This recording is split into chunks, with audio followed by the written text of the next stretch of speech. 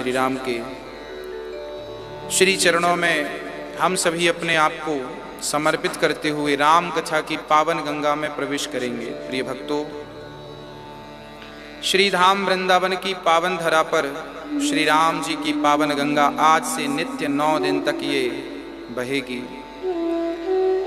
और ये कथा इतनी मधुर है, इतनी पावन है कि जो प्राणी राम कथा को श्रवण कर लेता है उसके चित्त में राम स्वयं आकर विराजमान हो जाते हैं। गोस्वामी श्री तुलसीदास जी महाराज ने इसी कलयुग में आज से लगभग 445 और 50 वर्ष पूर्व, लगभग 450 वर्ष पूर्व श्री रामचरितमानस का पावन ग्रंथ लिखकर हम सभी को समर्पित किया था श्री गोस्वामी जी। गोस्वामी तुलसीदास जी महाराज अवधी भाषा में श्री रामचरितमानस को लिखते हैं। रामचरितमानस में 7 कांड श्री गोस्वामी जी ने गाए हैं। गोस्वामी जी ने ये नहीं कहा कि ये बाल कांड है, ये अयोध्या कांड है, ये आरण्य कांड है। गोस्वामी जी ने सोपान गाया, प्रथम सोपान, द्वितीय सोपान, तृतीय सोपान।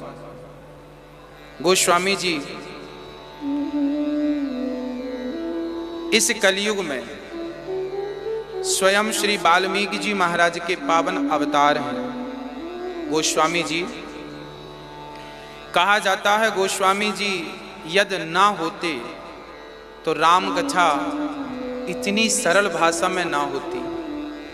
रामायण तो है, रामायण शतकोटि अपारा, रामायण तो 100 करोड़ हैं। रामचरितमानस में गोस्वामी जी लिख रहे हैं रामायण 100 करोड़ है।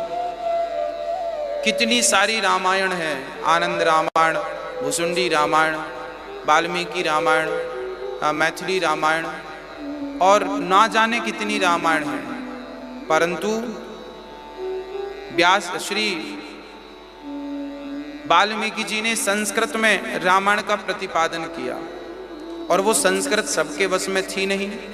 तब स्वयं गोस्वामी जी ने इस कलिकाल में सुमधुर भाषा में, अवधी भाषा में, हिंदी भाषा में श्री रामचरितमानस को लिखा और हम सभी तक पहुंचाया। बच्चों से लेके बूढ़े तक लोग गाते हैं रामचरितमानस। हम तो गांव में ही पले बढ़े हैं तो हमें पता है कि गांव में पहले के टाइम सावन और भादों 2 महीने कंटिन्यू रामायण हुआ करती थी हर गांव में। जहां भी आप जाएं तो रामायण की चौपाइयाँ आपके कानों में गूंजेंगी ही गूंजेंगी। पूरे 2 महीने सावन भादों में, श्रावण और भाद्रपद में 12 महीने। कई गांव तो ऐसे हैं, कई जगह ऐसी है जहां 12 महीने नित्य श्री रामचरितमानस का पाठ हो रहा है। गोस्वामी जी का निक छोटा सा परिचय मैं आपको दूं, उसके बाद मैं आपको गोस्वामी जी की पावन सी गंगा में आपको ले चलूं, राम गंगा में, रामचरितमानस में। गोस्वामी जी महाराज जी का जन्म संवत 1589 में हुआ था श्री राजापुर ग्राम, उत्तर प्रदेश। गोस्वामी जी महाराज के पिता श्री आत्माराम दुबे, माता का नाम श्रीमती हुलसी देवी। और कहा जाता है कि जब गोस्वामी जी का जन्म हुआ तो गोस्वामी जी जन्म से ही इनके पूरे 32 दांत थे और जन्म लेते ही इन्होंने राम बोला था। राम पैदा हुए और सारे बच्चे तो रोते हैं, पर गोस्वामी जी ने जन्म लेते ही राम बोला, इसलिए इनका नाम पड़ गया राम बोला। गोस्वामी जी महाराज बचपन से ही, जैसे ही इनका जन्म हुआ इनकी माँ चल बसी, कुछ दिनों के बाद पिता चल बसे। गांव के लोग इन्हें अभागा कहने लग गए, क्योंकि जन्म लेते ही बच्चा, माँ मर गई, फिर पिता मर गए। अब लालन पालन करने वाला कोई नहीं, पर फिर भी राम के भरोसे श्री गोस्वामी जी रहने लगे। कुछ दिनों के बाद इनके परिवार के लोगों ने इनका विवाह कर दिया। गोस्वामी जी का विवाह जो हुआ रत्नावली से हुआ, रत्नावती से। रत्नावती नाम की इनकी सुंदर सी पत्नी थी। माँ का प्यार पाया नहीं, पिता का प्यार पाया नहीं। अब पत्नी आई तो गोस्वामी जी पत्नी को बड़ा प्यार करने लग गए, बहुत प्यार करते, पत्नी को बहुत प्यार करते। और नियम क्या है कि शादी हो तो 10 दिन बाद, 15 दिन बाद लड़की को लेने उसका भाई आ जाता है। चलो लड़की ससुराल में पहली बार शादी हुई जब तो 10 दिन ही रुकती है, 15 दिन अधिक से अधिक रुकती है, फिर मायके से उसके भाई इत्यादि आ जाते हैं, चलो अब आप घर चलो। तो उसे जब लेने आए उसके भाई तो गोस्वामी जी रोने लग गए, पत्नी जाने लगी, रोने लग गए। गोस्वामी कहाँ जा रही हो?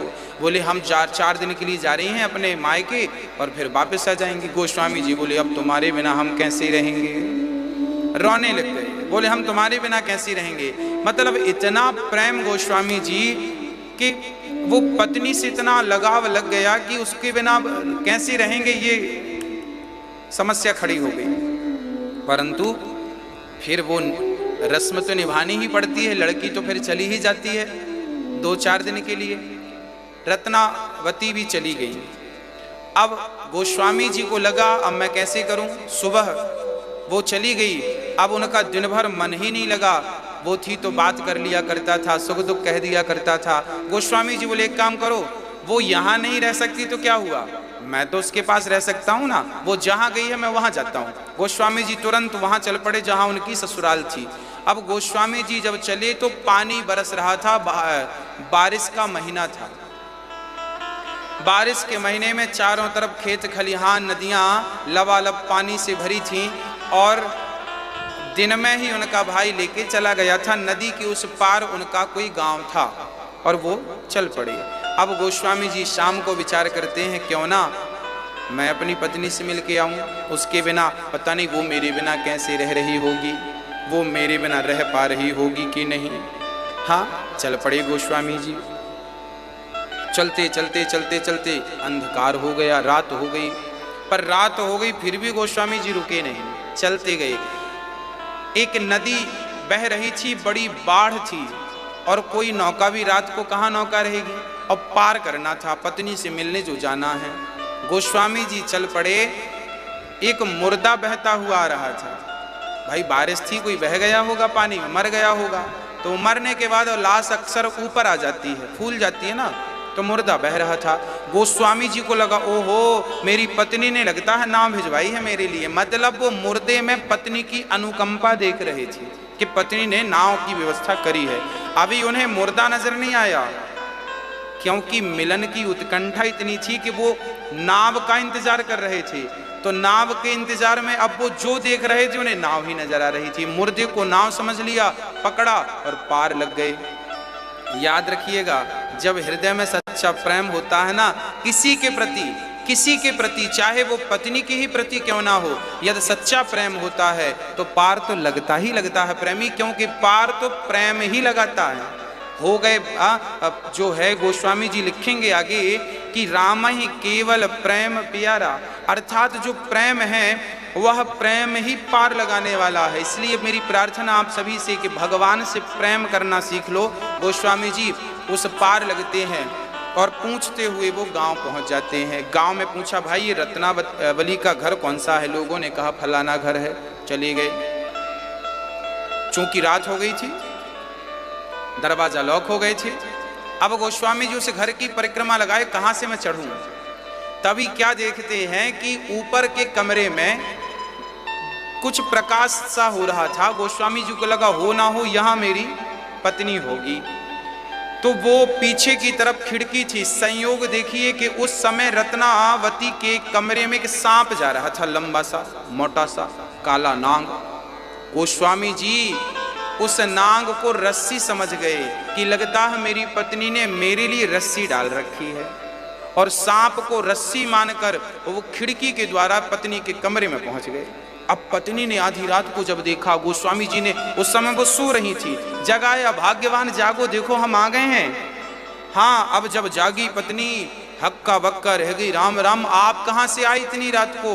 बोले हम तो नदी भी पार कर लिए और तेरे कमरे में भी आ गए। अब पत्नी बोली आपका मन नहीं लगा? गोस्वामी जी बोले आपके बिना कैसे मन लगेगा?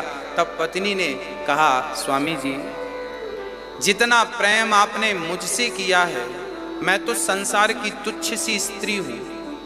5 तत्वों का शरीर है, शरीर में दुर्गंध भरी है, वासना भरी है। आपने जितना प्रेम एक संसार की महिला से किया, स्त्री से किया, यदि इतना ही प्रेम भगवान से कर लिए होते तो आपका बेड़ा पार हो गया होता। बस भक्तों, पत्नी की इन शब्दों ने गोस्वामी जी की आंख खोल दी और गोस्वामी जी महाराज उसी रास्ते, उसी खिड़की से, जिस खिड़की से चढ़े थे उसी खिड़की से वापस होते हैं और सीधा अपने घर ना जाकर अयोध्यापुरी आ जाते हैं। और अयोध्या में प्रेम पूर्वक आप भगवान की कथा प्रेम पूर्वक सुनाते हैं। पहले तो सुनते हैं गुरुजनों के चरणों में बैठकर और फिर श्री गोस्वामी जी महाराज प्रेम से कथा सुनाने लग जाते हैं। अच्छा, गोस्वामी जी का एक नियम और था। गोस्वामी जी उस जमाने में तो अक्सर सारे लोग खुले में शौच करते थे, तो गोस्वामी जी भी खुले में शौच करने जाते थे। अब वो शौच करने जब जाएं तो वहां एक बेर का एक पेड़ था, तो शौच करने जब जाएं तो शौच के बाद जो पानी बचता उनके कमंडल में, वो पानी उनने नियम से उस बेर के पेड़ पर छोड़ देते। जो भी पानी बचता शौच के बाद वो छोड़ देते। एक दिन पानी छोड़ते छोड़ते अब कई महीने, क्योंकि वही जाना था, वही नियम बन गया, पानी इसमें डालना है। अकस्मात ये बुद्धि हुई कि पानी डालना है, और बेर में पानी डाले। कुछ दिनों के बाद वो बेर सूख रही थी, बेर का पेड़, पर वो पनप गया, हरा भरा हो गया पानी से। एक दिन जब गोस्वामी जी ने उस बेर पर पानी डाला तो वो वहां से एक प्रेत प्रकट हो गया। और प्रेत जब प्रकट हुआ तो गोस्वामी जी ने कहा, भैया आप कौन हैं? उन्होंने कहा, हम प्रेत हैं, हम तुम्हारी सेवा से प्रसन्न हैं, तुम हमें रोज पानी पिलाते हो। क्योंकि जो भूत प्रेत होते हैं ना, वो ऐसा ही पानी पीते हैं, गंदा।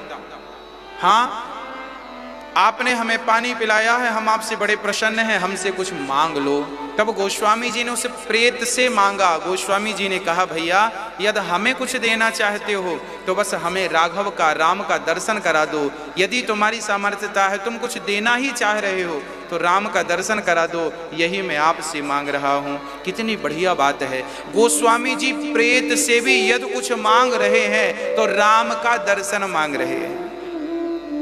प्रेत से क्या मांग रहे हैं? राम का दर्शन मांग रहे हैं। अर्थात प्रेत से गोस्वामी जी राम को मांग रहे हैं। तो आप कभी भी मंदिर जाएं, किसी भी मंदिर में जाएं, और आपसे यदि आपको मांगना पड़े किसी से, तो अपने इष्ट के लिए, अपने भगवान के लिए प्रीति प्रेम ही मांगिएगा।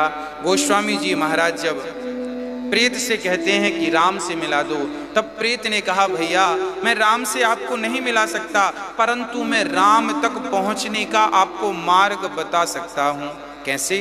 तब गोस्वामी जी से प्रेत ने कहा कि जब आप कथा सुनाते हैं ना लोगों को, अच्छा गोस्वामी जी रोज सत्संग करते थे, रोज कथा सुनाया करते थे, बैठ जाते थे एक चबूतरे में और सारे लोग बैठ जाते थे, कथा सुनते थे।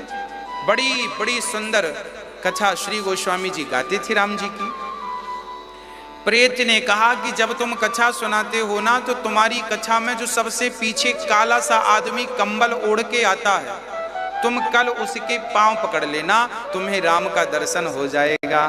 अब गोस्वामी जी ने कहा कि भाई वो कौन है जिनके आप पांव पकड़ने का बोल रहे हैं? तब उन्होंने कहा, प्रेत ने कहा कि वो श्री हनुमान जी हैं, वेश बदल कर आते हैं और जहाँ जहाँ राम कथा होती है, हनुमान जी किसी ना किसी रूप में आकर उस कथा का रसपान, रसास्वादन जरूर करते हैं। अब तो गोस्वामी जी को बड़ा आनंद लगा और कल के दिन फिर वो जाकर कथा सुनाई। और जब कथा सुना रहे थे तो गोस्वामी जी ने ध्यान दिया, सचमुच पीछे कंबल ओढ़कर गंदा सा आदमी, मक्खी लग रही हैं और बहुत गंदे स्वरूप में गोस्वामी जी लगे। अच्छा, हनुमान जी स्वरूप में आते हैं ताकि इन्हें कोई पहचान न सके। और गोस्वामी जी महाराज ने जब देखा, जब कथा पूरी हुई, सारे श्रोता जाने लगे तो हनुमान जी भी जाने लगे।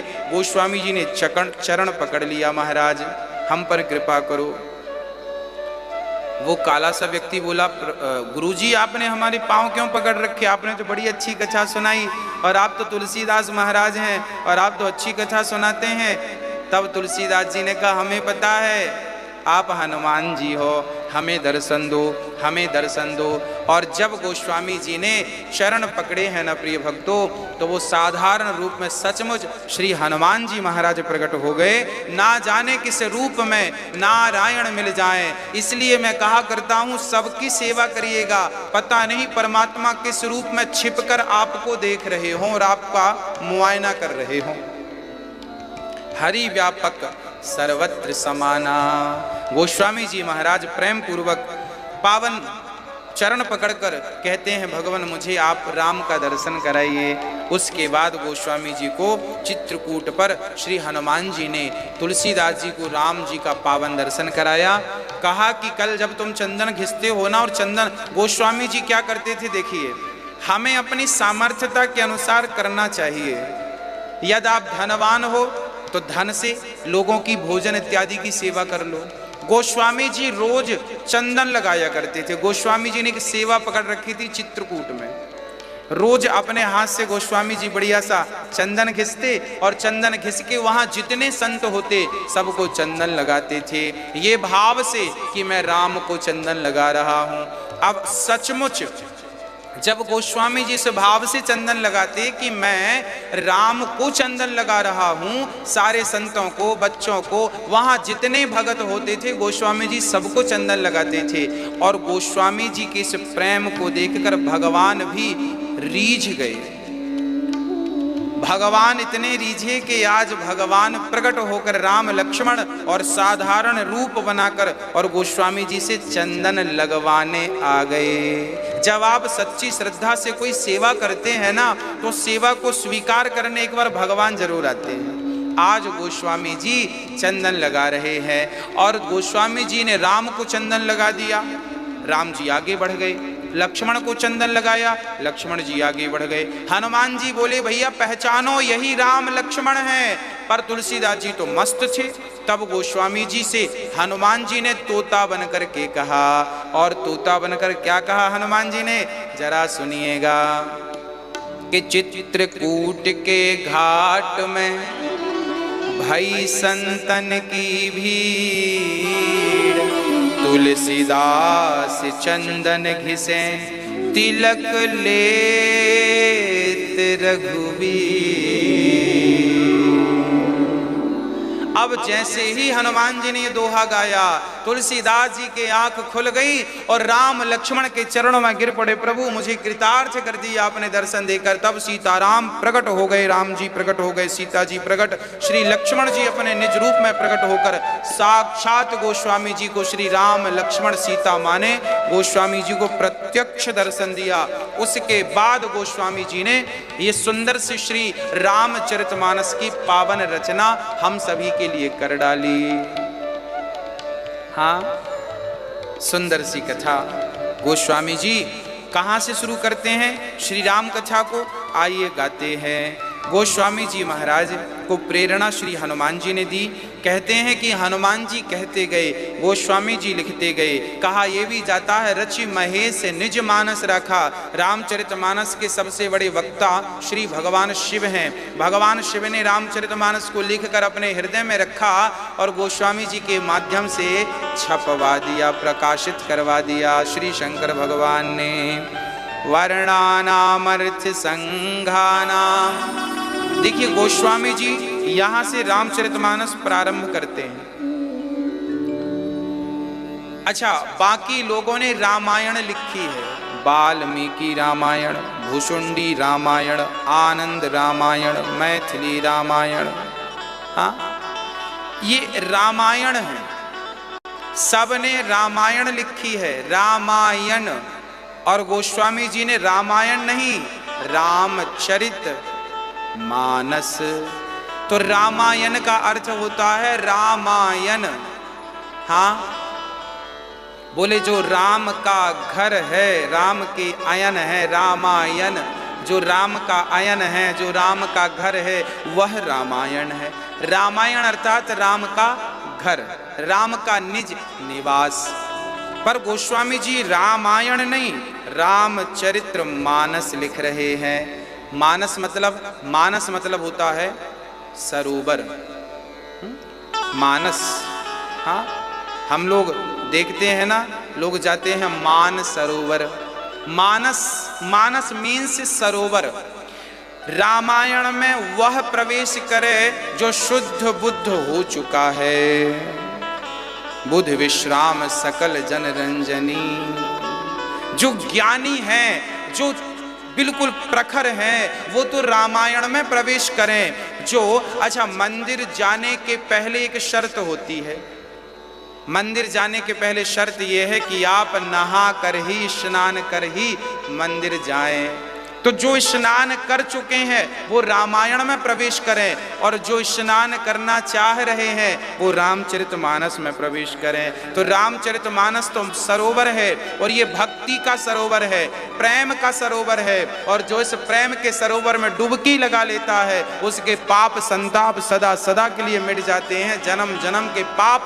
और बुद्ध विश्राम सकल जन रंजनी, बुद्ध विश्राम अर्थात ज्ञानी जनों को भी अपार शांति का अनुभव कराने वाला पावन यह ग्रंथ है श्री रामचरितमानस, जिसमें संपूर्ण मर्यादा का पालन श्री गोस्वामी जी ने किया है।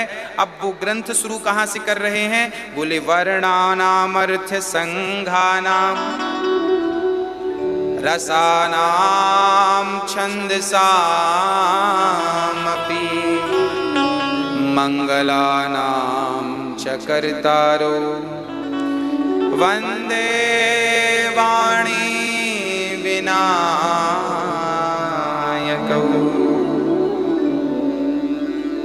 अक्षरों के अर्थ समूहों, रसों, छंदों और मंगलों की सुंदर सी सरस्वती माँ और गणेश भगवान को श्री गोस्वामी जी सबसे प्रथम प्रणाम करते हैं। और उस गोस्वामी जी का प्रथम शब्द क्या है? वर्णानाम अर्थ वर्णा, वा मतलब ब्रह्म सूचक, जिसके भीतर जो होता है ना उसके वाणी से वही निकलता है। ये आप देख लें, क्या होता है कि यदि आपके अंदर गालियां भरी हैं, निंदा भरी है, चुगली भरी है, किसी के प्रति घृणा द्वेष भरा है, तो आप जब भी बात करेंगे ना तो आपके मुंह से वही बातें निकलेंगी। और आपके भीतर यदि ज्ञान, संस्कार, सत्संग भरा हुआ है, ईश्वर का साक्षात्कार यदि आपने किया है, तो फिर ब्रह्म सूचक शब्द ही निकलेंगे। भाई प्याज खाओगे तो डकार तो प्याज की ही आएगी ना, जो खाएगा वही तो डकारेगा। अर्थात ईश्वर को जिसने जिस प्रकार से जाना है, माना है, उस प्रकार से वह बातें कर सकता है। तो गोस्वामी जी वा से शुरू करते हैं, वा शब्द ब्रह्म सूचक। और पहला प्रणाम किसको? माँ सरस्वती को, क्योंकि वाणी को वही शुद्ध करती हैं, बुद्धि को वही निर्मल करती हैं। और दूसरा प्रणाम श्री गणेश जी को। गणेश जी को प्रणाम क्यों किया? क्योंकि गणेश जी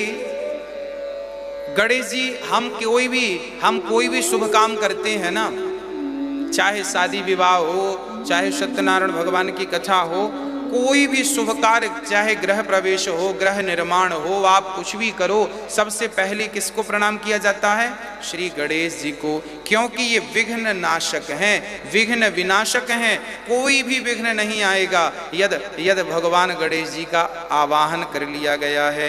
अच्छा, गणेश जी से क्यों एक्सपायर हैं श्री गोस्वामी जी, और क्यों गणेश जी की प्रथम पूजा होती है? कारण है, गणेश जी ना चूहे पर बैठे हैं। गणेश जी के चूहे पर बैठने का कारण क्या है? गणेश जी का पेट भी बड़ा है, सवारी भी चूहे की है। तात्पर्य यह है कि आपका भी थोड़ा बहुत पेट बड़ा ही होना चाहिए। बड़े का अर्थात ये नहीं कि तौंदुमल हो जाएं। पेट बड़े का अर्थ यह है कि आपका पेट इतना बड़ा हो कि आप कुछ बातें पचा सकें। हाँ, कही हुई बातों को बिना किसी से कहे उन्हें आप पचा सकें, इतना पेट होना चाहिए आपका, पच सकें कोई बात आपके भीतर। गणेश जी का पेट बड़ा है, तो ये गणेश जी सूचक हैं कि भाई आपका कोई अपमान कर दे तो उस अपमान को भी पचा लीजिएगा, और सम्मान कर दे उसे भी पचा लीजिएगा। क्योंकि कई बार आपका कोई सम्मान कर देना तो फिर आप डिंडोरा पीटने लगते हैं, देखो तो हमारा सम्मान हुआ, देखो तो हमें मेडल मिला, देखो तो हमारा ये हुआ, ये क्या होता है? इससे फिर आपका अहंकार बढ़ने लगता है, अहंकार, और जब अहंकार बढ़ेगा तो फिर आपका पतन हो जाएगा। तो पतन से बचना है तो आप अपनी स्तुति और आलोचनाओं से बचिए। हाँ, इसीलिए पेट बड़ा है श्री गणेश जी का, क्योंकि वो स्तुति को भी पचा लेते हैं और आलोचनाओं को भी पचा लेते हैं। और गणेश जी चूहे पे बैठते हैं, चूहे को पांव के नीचे दबा रखा है गणेश जी ने। चूहे को पांव के नीचे दबाने का क्या अर्थ है? बोले गणेश जी बुद्धि के देवता हैं और चूहा जो है ना कुतर्क है। आप देखते होंगे चूहा आपके घरों में यदि आ जाए ना तो आपके नए नए कपड़े भी कुतर देता है, कुतर देता। हाँ, चूहा हमेशा कुतरता रहता, कुतर कुतर कुतर करता रहता। चूहा कुतरता है तो चूहा कुतर्क का प्रतीक है। कई बार आपने भी देखा होगा, जैसे कथा होती है ना तो कई लोग कुतर्क करते हैं, ये भगवान क्या होते हैं, हम तो नहीं मानते भगवान को, ये कुतर्क है। तो गणेश जी ने कुतर्क को अपने पांव के नीचे दबा रखा है। और याद रखिएगा, ईश्वर पर यदि कोई संदेह करता है, संशयात्मा विनश्यति, ईश्वर पर, परमात्मा पर, राम पर, कृष्ण पर कोई संदेह करता है, कुतर्क करता है, तो गोस्वामी जी कहते हैं यदि आपकी बुद्धि कुतर्क करती है तो आप अपनी बुद्धि को, अपने मन रूपी कुतर्क को, बुद्धि रूपी कुतर्क को अपने पांव के नीचे दबाओ और वो आप पर हावी ना हो सके। अर्थात श्रद्धा हावी हो, विश्वास हावी हो, पर कुतर्क हावी ना हो, नहीं तो संशयात्मा विनश्यति। गणेश जी ने चूहे को पांव के नीचे दबा रखा है। अर्थात बुद्धि कैसी हो? तर्क रहित बुद्धि हो, कुतर्क रहित बुद्धि हो। यदि आपको कुछ समझ में नहीं आता तो तर्क तो करिए, बट तुरंत कुतर्क मत करिए। तर्क करने का अधिकार है। आपको कोई बात समझ में ना आए, आप पूछ सकते हैं कि गुरुजी ये क्या बात है, ये ऐसे क्यों, ये तो जानिए, पर ईश्वर पर संदेह ना करिए। अभी मैं संशय संदेह की एक चर्चा थोड़ी आगे सुनाऊंगा, जरा सुनिएगा। श्री राम जी के पावन चरणों में, सीता माँ के चरणों में गोस्वामी जी प्रणाम करते हैं और पुनः गाते हैं कि ये जो रामचरितमानस है ये नाना पुराण निगम, ये नाना पुराण, ये 18 पुराण, 4 वेद, सबका शास्त्रों का सार स्वांतः सुखाय तुलसी रघुनाथ गाथा। अपने आनंद स्वांतः निह, स्वयं के आनंद के लिए गोस्वामी जी ये ग्रंथ गा रहे हैं। वेदों का, पुराणों का सार इसमें भर रहे हैं। और गोस्वामी जी कितनी बढ़िया बात लिख रहे हैं, जरा सुनिएगा कि मूकम करो। ये गोस्वामी, ये गीता का श्लोक है, इसी को हिंदी अनुवाद गोस्वामी जी ने किया है। मूकम करोति वाचालम पंगुम लंघयते गिरिम यत्कृपा तमहं वन्दे परमानंदम माधवम। अब गोस्वामी जी ने अपने शब्दों में गाया, मूक हों ही बाचाल पंगु चढ़हि गिरिवर गहन, जासु कृपा सुदयाल द्रवाऊं सकल कलिमल दहन। भगवान जब कृपा करते हैं ना मेरी माँ, तो मूकम करोति वाचालम, जब ईश्वर कृपा करते हैं तो गूंगा भी बोलने लगता है। मूक हों ही बाचाल और पंगु चढ़हि गिरिवर गहना, जब ईश्वर कृपा करते हैं तो लंगड़ा भी पहाड़ लांघ जाता है। अर्थात कभी ये ना कहो कि हम ये नहीं कर सकते, ना, भगवान की शरण चले जाओ, मेरे राम चाहेंगे तो लंगड़ा भी पहाड़ लांघ जाएगा। आपको चिंता करने की बात नहीं है। राम जो करना चाहते हैं सब कर सकते हैं। वो अपने भक्त पर हाथ रख दें, कृपा की दृष्टि डाल दें तो लंगड़ा भी पहाड़ लांघ जाए और गूंगा पंचम सुर से गाने लग जाए, गूंगा व्यक्ति भी गाने लग जाए। किसकी कृपा से? बोले परमात्मा मेरे राम की कृपा से। राम की कृपा ऐसी है कि मूकम करोति वाचालम पंगुम लंघयते लङ्घयते गिरिं यत्कृपातमहं वन्दे परमानंदम माधवम। अब गोस्वामी जी ऐसे भगवान को प्रणाम कर रहे हैं जो गूंगा को भी पंचम सौ रुपए बुलाते हैं और लंगड़े से भी पहाड़ लंघवा देते हैं। अर्थात जो भगवान की शरण में है ना, वो कभी असहाय नहीं हो सकता, वो भगवान के सहायक है और उसका कल्याण परमात्मा करते हैं। अब गोस्वामी जी गुरु महाराज को प्रणाम करते हैं, गुरुजनों को प्रणाम करते हैं। अच्छा, गुरुजनों के चरणों में श्रद्धा बनाए रखिएगा। क्या गाते हैं गोस्वामी जी? गुरु जी की वंदना किस प्रकार गा रहे हैं, जरा सुनिएगा। बंदाऊं गुरु पद पदों में परागा, सुरुचि सुबास सरस अनुरागा। बंदाऊं गुरु पद पदों में परागा, सुरुचि सुबास सरस अनुरागा। आमिय मोरी माय चूरन चारू, समन सकल भव रुज परिवारू। सुकृति साम्भूतन विमल विभूति, मंजुल मंगल मोद प्रसूति। जन मन मंजुल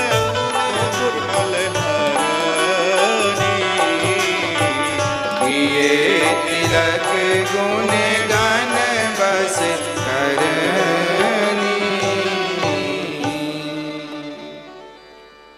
बंदाऊं गुरु पद पदों में परागा,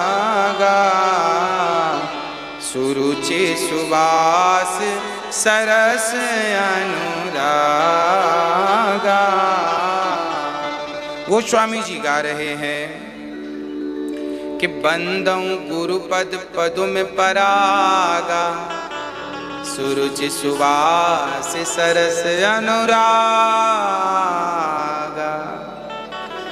गोस्वामी जी कह रहे हैं बंदाऊं गुरु पद, गुरु जी के चरणों की जो रज है, धूल है, गोस्वामी जी कह रहे हैं पहले मैं उस धूल की वंदना कर लूं, पहले मैं उस धूल को प्रणाम कर लूं जिस धूल पर, जिस रज पर मेरी गुरु जी खड़े हैं, उस धूल की वंदना कर रहे हैं गोस्वामी जी। उसके बाद चरणों की वंदना कर रहे हैं गोस्वामी जी। कहते हैं श्रद्धावान लभते ज्ञानम, यदि आपकी श्रद्धा गुरु पर है तो आप कई गुना गुरु के आशीर्वाद से आप कई गुना तरक्की कर जाएंगे। हाँ, कहते हैं जिन पर गुरु की कृपा होती है ना, दशरथ जी का भी दुख दूर तब हुआ जब वशिष्ठ जी की कृपा हुई, क्योंकि उनकी संतान नहीं थी।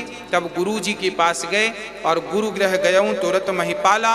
गुरु जी से कहा गुरुदेव मेरा तो संतान नहीं है और चौंचपन बुढ़ापा आ गया। तब गुरुदेव ने कहा धरहूं धीर हुई है सुत चारी, चार बेटा होंगे चिंता ना करना। किसकी कृपा? बोले गुरु जी ने यज्ञ कराया, यज्ञ भगवान की कृपा से आज दशरथ जी के यहाँ लाला हुए, राम लक्ष्मण भरत शत्रुघ्न। तो दशरथ जी के जीवन में भी यदि दुख समाप्त हुआ तो गुरु कृपा से समाप्त हुआ। हाँ, तो अच्छा, राम भी गुरु के पास गए पढ़ने के लिए। गुरु गृह गयाऊं पढ़न रघुराई, अल्पकाल विद्या सब पाई। श्री राम पढ़ने के लिए गुरु की, अर्थात भगवान को भी गुरु का आश्रय लेना पड़ेगा। कई लोग बोलते हैं गुरु जी हम गुरु बनाए, जरूरी है क्या? गुरु बनाना जरूरी है क्या? अरे भाई, दत्तात्रेय जी ने 24 गुरु बना डाले। गुरु बनाना अति अति आवश्यक है, क्योंकि गुरु के बिना सच्चा, देखिए आप जो विद्यालय में पढ़ते हैं ना, स्कूल कॉलेज में पढ़ते हैं, वो क्या होती है? वो शिक्षा होती है। शिक्षा शिक्षा तो आपको मिल गई, परंतु गुरु क्या देते हैं? बोले गुरु शिक्षा नहीं देते, गुरु तो दीक्षा देते हैं। दीक्षा तो शिक्षा क्या है और दीक्षा क्या है, ये मैं आपको बता दूं। देखिए जमीन से डीजल और पेट्रोल निकलता है, पर जैसा निकलता है वैसा का वैसा तो गाड़ी पे नहीं डाला जाता। निकल तो आया जमीन से डीजल पेट्रोल, परंतु उसे प्लांट लगाकर फिल्टर करना पड़ेगा। ऐसे ही आपने जो विद्यालय में शिक्षा पाई वो तो जमीन से निकला डीजल की तरह है। हाँ, शिक्षा पाई, सारी शिक्षाएं आपने पाली, परंतु गुरु क्या है? गुरु वो फिल्टर मशीन है।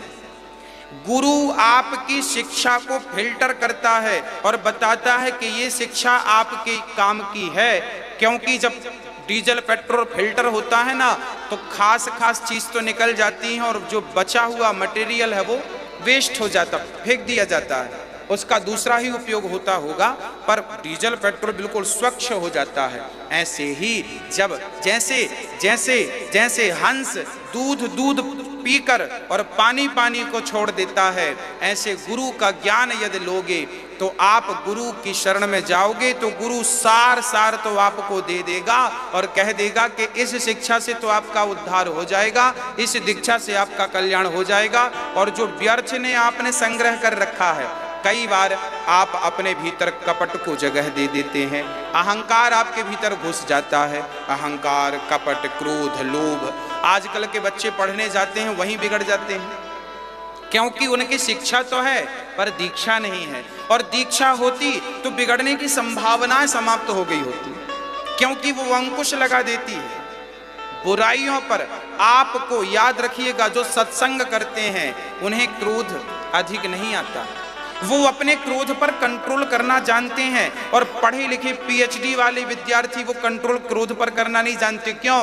अनपढ़ आदमी जो सत्संग से जुड़ा है वो तो अपने क्रोध को कंट्रोल कर सकता है, पर पीएचडी वाला क्रोध को कंट्रोल नहीं कर सकता, क्योंकि वो शिक्षा प्राप्त किया है और इसने दीक्षा पाई है। शिक्षा पा करके व्यक्ति संसार में धन तो कमा सकता है, संसार का सुख तो पा सकता है, पर शांति पाना हो तो शिक्षा से नहीं, शांति तो दीक्षा से ही प्राप्त होती है। यदि मन को आप शांत करना चाहते हैं तो शिक्षा शांत नहीं, दीक्षा शांत करेगी। इसलिए जीवन में शिक्षा के साथ दीक्षा आवश्यक है। इसलिए गोस्वामी जी सबसे पहले गुरुजनों को प्रणाम कर रहे हैं और कह रहे हैं, श्री गुरु पद नख मणिगण ज्योति सुमिरत दिव्य दृष्टि ही होती। आहा, कहते हैं जब मैं गुरु जी के चरणों का ध्यान करता हूं ना तो मुझे दिव्य दृष्टि प्राप्त हो जाती है, ऐसा गोस्वामी जी कह रहे हैं। हाँ, इसके बाद गुरु जनों को प्रणाम करने के बाद गोस्वामी जी प्रणाम किसको कर रहे हैं? बोले बंदाऊं प्रथम महीसुर चरना मोह जनित संशय सब हरना। गोस्वामी जी अब ब्राह्मणों को प्रणाम कर रहे हैं। विप्रधेनु सुर संतहित लीन मनुज अवतार। भगवान ब्राह्मणों को, श्री गोस्वामी जी विप्र देवताओं को प्रणाम कर रहे हैं। बोले बिना विप्रों की कृपा के, बिना इनके चरणों की धूल के मेरा कार्य सिद्ध नहीं हो सकता।